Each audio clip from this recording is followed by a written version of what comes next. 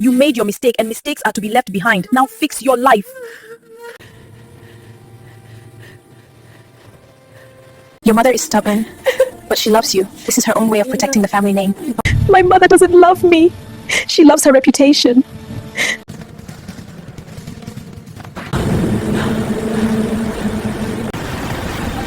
In the quiet corners of an African neighborhood, when the sun begins to soften and the heat of the day calms, and a typical African village, children spill out of their homes like colorful beads from a broken gourd.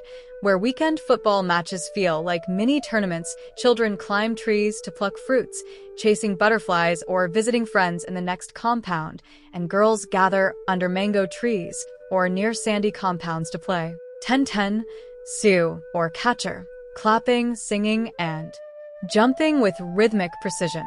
As the evening deepens, younger children create their own worlds, molding tiny pots out of clay, drawing imaginary roads in the sand, or pushing wire cars they crafted earlier. The older ones tell short tales, reenacting village legends or pretending to be hunters, chiefs, teachers, or even their parents.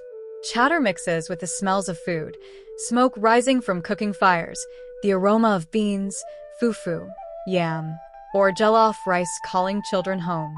Mothers shout names across compounds. Chinwe, it's getting late. Oh, Tundi, come and bathe. Reluctantly, the games end. Dusty feet shuffle home as night falls, fireflies blink, and the village grows calm. But all of these have become a nightmare for the children ever since Mrs. OG stepped into Ndala community. Mrs. OG is a wealthy widow, strict, respected, feared, and known for one thing only, her pride in family reputation. Some call her Iron Woman. She owns the biggest grocery store in the bustling market of Ndala. Her anger, when she sees young children playing, is something no one has been able to comprehend.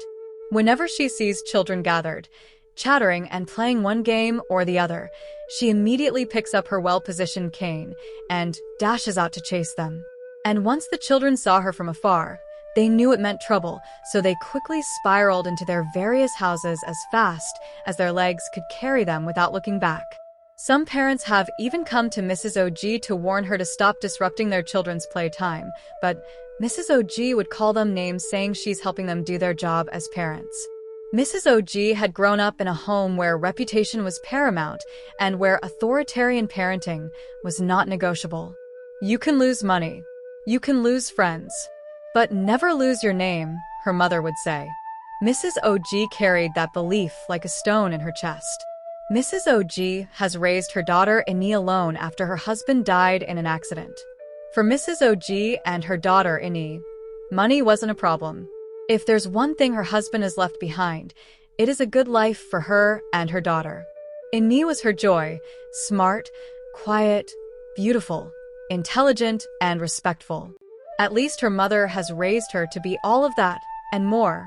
Neighbors, friends, and church members would praise Mrs. OG for raising such a jewel and often use her as example when they are scolding their daughters. You raised her well. Your daughter will polish your family legacy, one of the church members would say while they walk side by side out of church. Sometimes I wonder how you do it, that she listens to you and does as you say without batting an eyelid and sharing words with you. Another church member would add. Mrs. OG's heart swelled with pride. She's all I've got, so I must make sure she's well raised, and you know the children of this generation need iron hands, otherwise they will go astray right under your nose, Mrs. OG would respond boastfully. But what Mrs. OG didn't know is the secret that awaits her, her worst nightmare, the garment of shame and disgrace she is about to be wrapped in. A secret that pushes her into taking a decision that would shatter her life and that of her daughter. Ini was everything the society had said she is and more. She doesn't go out to chatter or play games with other teenagers around her neighborhood. She only watches and admires them from her room window. Her mother never gave her the chance to do, so saying such gathering and play is what fosters bad behavior due to peer group influence. At least nobody will come inside your room to teach you bad behavior, she would often say. She wakes up as early as 4 a.m. does her chores, makes breakfast and prepares for school, and when school dismisses, she heads straight home, not because she doesn't like to stay back a little to play or chat with classmates and friends, but if her mother finds out, she will skin her alive. One day, Maria, Eni's classmate, came to visit Eni. Immediately, she stepped into Eni's compound. She saw Mama Eni standing at the doorway with her arms crossed. "Good evening, Ma," Maria greeted. "When evening, Maria, how are you?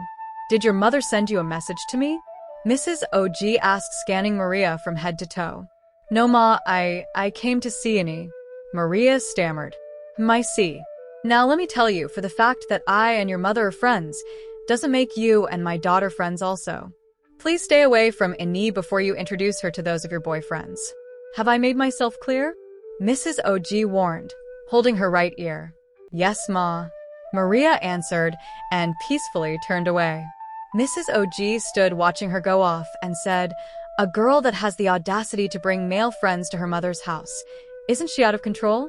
I wonder who raised my friend to raise such a child," she said, dusting her palms against each other.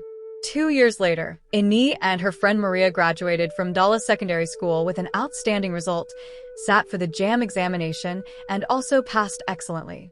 Maria got admission into one of the prestigious federal universities, while Eni was made to go to the best private university in the country. There she won't get to meet notorious and wayward students, as said by her mother. To Mrs. OG, it was as if the world never stopped smiling at her. At her shop, in church, and even at home, she would be singing and dancing.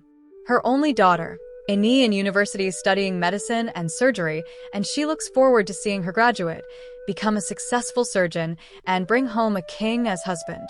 The whole village has never rested from the constant boastfulness of Mrs. OG. Whenever a girl child in the community misbehaves, Mrs. OG would use her daughter as a reference point to castigate the girl and the girl's parents, until one day, when the world of Mrs. II took a new turn, where she got stuck in the options of choosing her reputation or accepting the new reality that has befall her.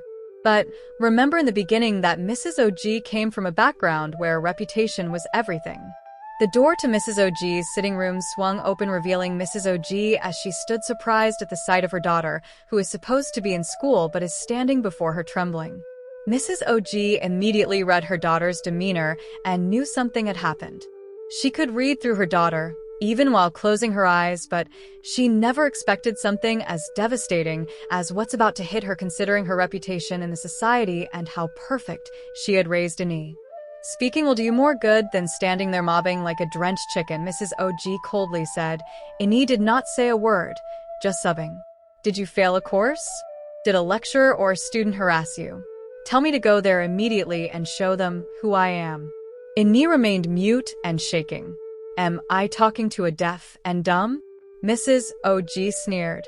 "Mum, I'm pregnant." Eni finally broke out, gasping amidst tears. The world froze, cracking Mrs. OG's ear like a grenade. She stood like an ice salt for a while. Her hands shook. Then came one slap. Then another. "You want to disgrace me? Do you know what people will say? The church? The community? After everything I sacrificed for you? No, this is not happening." She held her head like it was going to fall off. She sighed, then turned to Eni. "Is the person responsible aware of the pregnancy?" she asked. Eni gently shook her head in negation. "Good. He must not know yet," Mrs. OG said, walking towards her room. "I'm sorry, Mum. I'm so sorry," Eni cried. But apologies weren't enough. Mrs. OG said nothing. She quietly walked to her room. That night, Mrs. OG didn't sleep. Her world has crashed, and nobody must see that. Not the church, not her neighbors at the market, and definitely not her neighbors at home, whose children she had constantly condemned to be wayward and uncultured. But what is she going to do now? She cannot even think of abortion.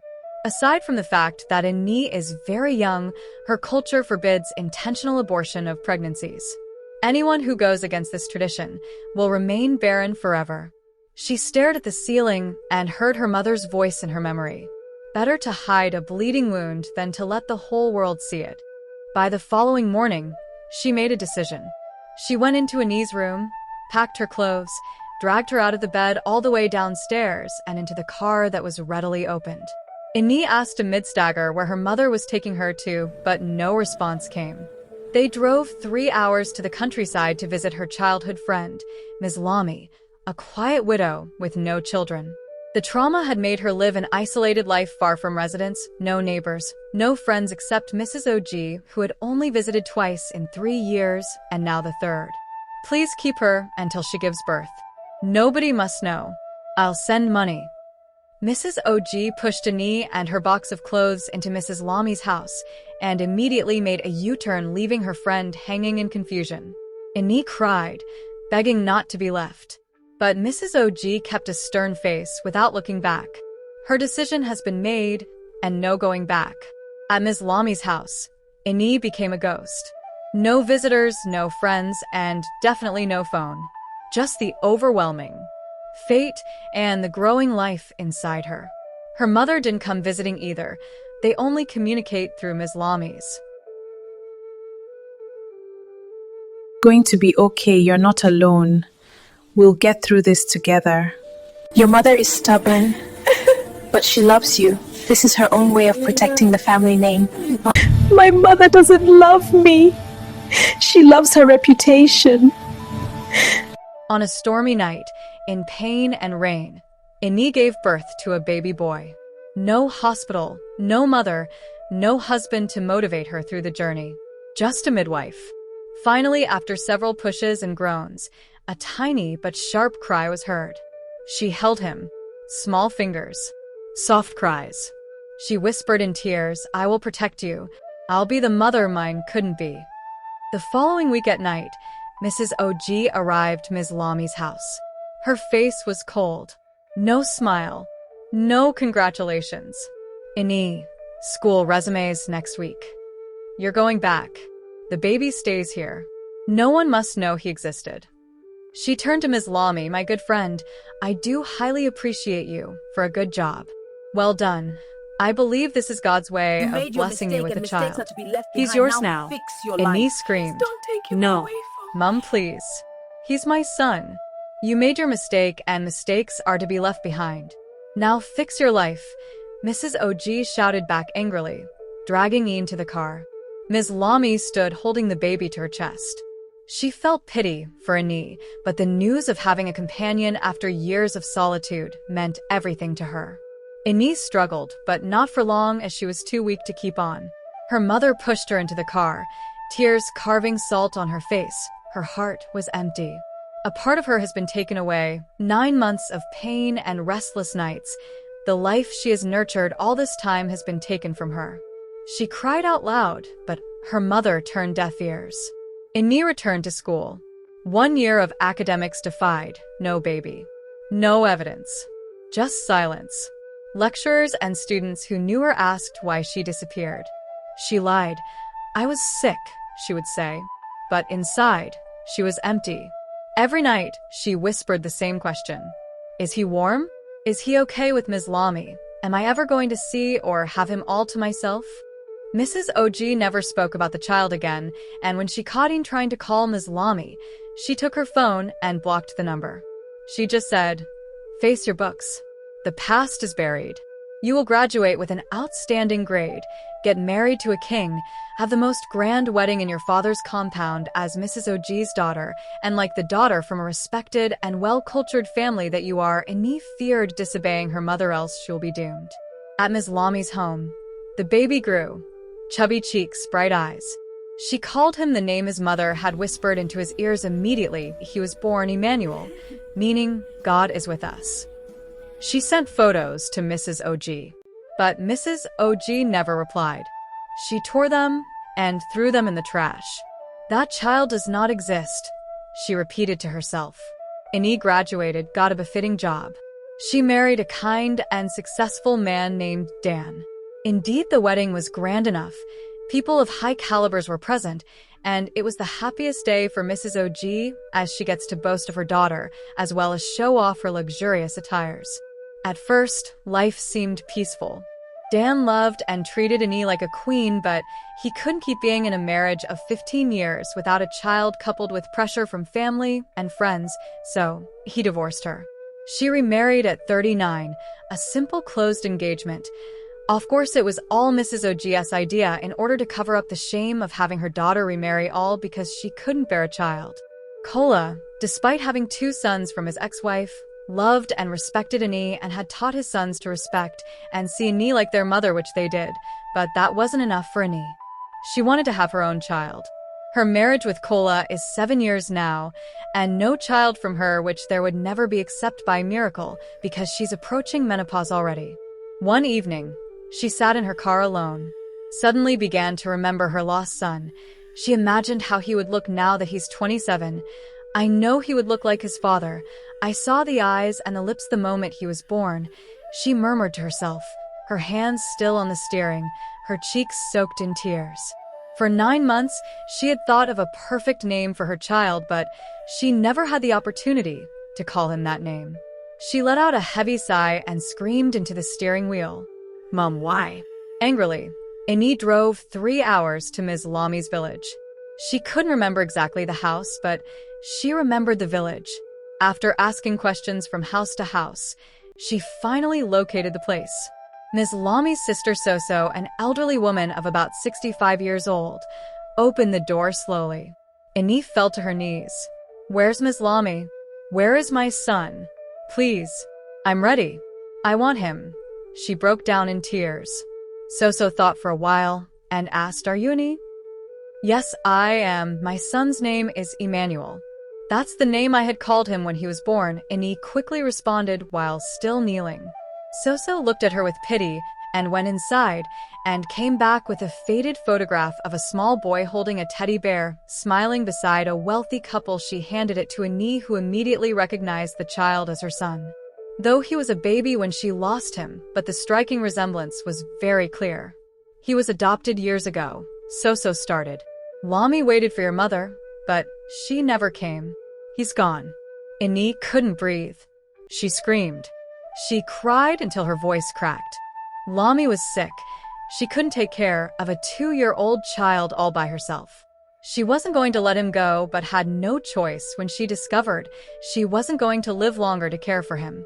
This couple seemed to be from a royal family in an African country 1,000 miles away from here. Lami said the name of the kingdom is Akura. Annie remained in silence as Madame Soso narrated. She left Ms. Lami's house shivering. Not from cold, but from the revelation. Her son was alive, but no longer hers. No longer a baby in swaddling cloth. He was now a grown man in a faraway country. Annie quietly drove back to her mother's place. Meanwhile, Mrs. OG was having her 68th year birthday at her house under a well-decorated tent in her compound. The church and some community members had engineered the birthday as a way of showing appreciation to Mrs. OG for her immense contribution to the church and the community at large, both financially and morally. Her friends, neighbors, and church members, except her daughter, whom she had called earlier, and she promised to be there in no time, were all chanting and dancing. Ushers were busy with one activity or the other. Guards were at various stations with their eyes fixed and ready. Mrs. Ai may be old with gray hair all over her head, but she remains very much agile and ever classy. She was walking majestically onto the stage to display her unaging dancing talent after so much persuasion from her friends when Annie drove roughly inside. The speed through which she entered was so violent that it alarmed everybody seated. Some had drifted away from their seats while others held their hearts in their hands. Mrs. OG, the usher, and the security guards stood in awe. Everybody's eyes widened as she furiously dashed out of the car looking like a psychiatric escape, no shoes on, hair scattered with some part partially covering her face. She staggered towards her mother, who was standing still in confusion. She looked into her eyes and asked, "Mother, where's my son?" Mrs. OG froze. "We don't speak of that. And if we must, definitely not here," she whispered. Annie screamed, "He is my son." All eyes glared in confusion. She grabbed her mother's neck with all her strength and yelled, "You selfish, inconsiderate old woman. You took my son away from me, now I have no child." Everybody watched in shock. Some started murmuring even before knowing what was going on. The security men rushed to release Mrs. OG, who was choking off the grip of her daughter. Ini turned to everyone who was watching and began yelling. "What are you all looking at, Ern? Since you want to know, I will tell you," she chuckled. "We have a secret." She paused. "I mean, my mother has a secret she has been hiding for 27 years, a secret she tagged as shame and would ruin her reputation. That secret was the best thing that ever happened to me. He was my pride, my life, and my joy." She chuckled again and continued. "I could have fought for what meant the world to me, but I was young and afraid of my own mother. I have a son, yet I am barren. I've been a subject of mockery for 22 years while my son that was taken away from me by my mother is somewhere I don't know because I had him while I was 18, in school, and unmarried. Now tell me, is reputation worth more than losing a child?" She fell to the ground crying. There was commotion. While some had formed groups whispering into each other's ears, others watched Ini with pity. Mrs. OG, who has been taken to sit at a corner, buried her head in shame. For the first time, she felt for her daughter. The shame she had feared for 27 years had come to consume her right in front of the people she had hid it from, the church, neighbors, friends, especially Mama Maria. They were all watching her with detest, yet none could erase the pain she had caused her daughter. That evening, when everywhere was calm, Mrs. OG asked for her daughter's forgiveness. Mother Ini started. "Maria is married with 4 amazing men and women. She married her childhood friend, the one who goes to visit her at her house then one you accused her of fornicating with. Going to the university was like breaking out of the shell that separates my world from another strange world. I have never seen people of its kind, knowledge of, no exposure, no social education. I don't even know what the life of the other gender is. The university was like a jungle, and as a total stranger from a tribe who knew nothing about the larger tribe, I became the prey. And my superhero, who never taught me to do me, wasn't there to dictate for me or chase them away, so fell a victim. Unlike Maria, who was given the chance to explore the totality of life, but with caution by her mother, she knows the scope of men because she had mingled with them. She knows her ways around things because her mother had made her see that ahead of time. But you wanted a perfect daughter, forgetting that no such word as perfect in the line of humanity. All I needed was your guidance in an unpredictable world like this, but you failed." Ini concluded with tears running down her cheek. Mrs. OG trembled. For the first time, she wept. "I will find him," Ini said, grabbing her car key from the table beside her. "Ini, some roads only lead to more pain." But Ini's answer was soft, yet sharp. "I already live in pain," she said, and walked away. The following morning, Ini got set to leave for Kura in search of her son. Mrs. OG remained silent, but packed a small bag of food and placed a Bible inside it. "For the road," she whispered. Ini flew across oceans to the kingdom of Akura, a land of old palaces, snowy hills, and fairy tale grandeur. After much research and inquiry, she arrived at the gates of the royal palace. Guards in gold uniforms stopped her. The look on their faces could scare off lions, but all Ini cares about was seeing her lost son. "I am here to meet the prince. He is my son," she stammered. The guards laughed out gently, assuming grief had taken her mind. "Madam, please leave here this minute before I fed you to the no mercy dogs," one of the guards warned. Ini was turned away, but as a desperate mother, she waited outside the palace gates for hours. A cold wind whipped across her cheeks. She clutched the faded baby photo in her trembling hand. A reporter who was passing by the vicinity noticed her. "Why are you here?" he asked. Ini told her story. Nothing to hide anymore. Any way that could help get her son back, she was in. The reporter left speechless. The next day, newspapers read, "Strange woman claims to be mother of Crown Prince Elijah." The news spread like wildfire. The palace went silent. Discussions behind golden doors began. That was when the guards who had dismissed Ini spoke up. He also added that Ini was still present at the gate. The prince demanded that they let her in not as a mother, but as a guest. The palace was breathtaking, large chandeliers, marble floors, velvet walls. Then he came out accompanied by 3 guards behind. He stood, tall, poised, wearing royal attire. Her son, now 27 years old. His eyes, warm hazel brown, the same she held as a baby in candlelight. Ine stood trembling. "Emmanuel, I'm your mother," she muttered with shivering lips. The palace went silent, every eye turning at each other. He looked at Ine from head to toe, blinked, his voice calm and careful.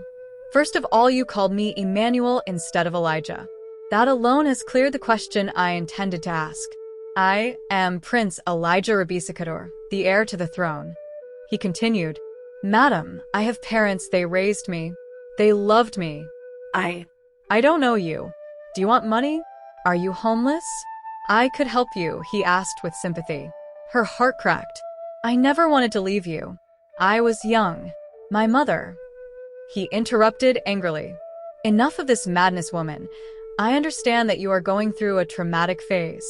I don't know what happened, but I won't have you stain my family name. I will have my guards settle you so you may walk away and never surface," he said, and turned away. You have to believe me.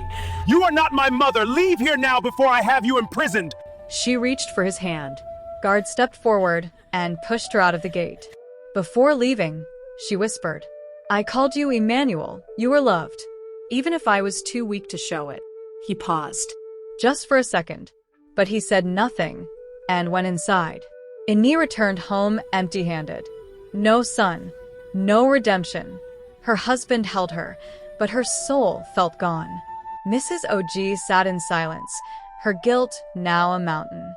One evening, while her mother came visiting, Ine softly asked again, "Mother, was protecting reputation worth losing a child?" Mrs. Og could not answer. She only wept. Weeks turned to months. Ine sank into depression. She wrote letters to Elijah. None were answered. But she still ended every letter the same. "I am sorry. Even if you never forgive me, I will love you always." Ine died quietly in her sleep 49. Heart failure, doctors said. But everyone who knew her said, she died of a broken heart. Mrs. Og stood at her grave, whispering, "The shame I feared has become my curse. I buried my daughter and lost my grandson to the wind." Far away in Akura, Prince Elijah stood on his palace balcony, reading the final letter she wrote. A single tear escaped his eye. He felt for the woman, piles of questions in his head, but no one to ask. His parents, the king and the queen, died the same year when he was 26, and they never gave him any reason to doubt if they were his true parents. He shook his head as if waving out unwanted thoughts, folded the letter, trashed it, and walked away. Moral lesson. Children need guidance, not imprisonment. Protection without exposure creates fragility, not strength. When reputation becomes more important than love, family suffers irreparable damage. If you enjoyed this piece, please subscribe to our channel and turn on the bell notification button so you will be the first to get notified each time we upload a new video.